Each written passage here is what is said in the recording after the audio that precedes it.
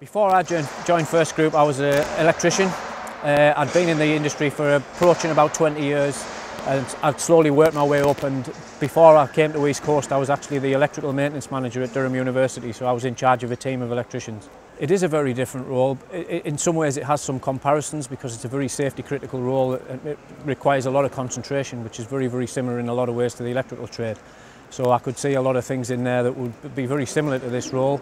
But then there'd be a little less tie-in with the sort of office structured 9-to-5 environment. In a previous role, even before the electrical trade, I used to run pubs and restaurants.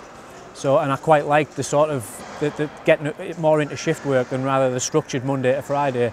So that attracted me a little bit as well. I found the recruitment process for this relatively simple.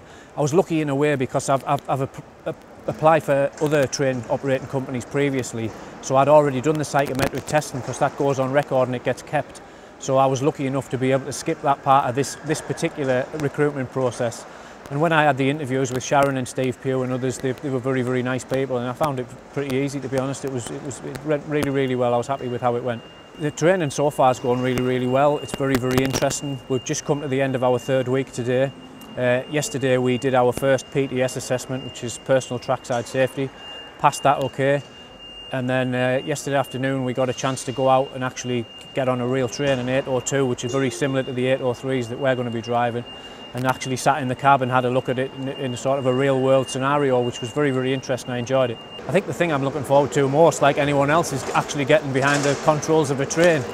And it's going to be very, very interesting to sit there and actually be in motion rather than just seeing them stationary. So I'm really, really looking forward to that. It'll be very exciting. When you join a new organisation, you sort of always get a lot of the HR spiel, if you like, about how fantastic the company's going to be.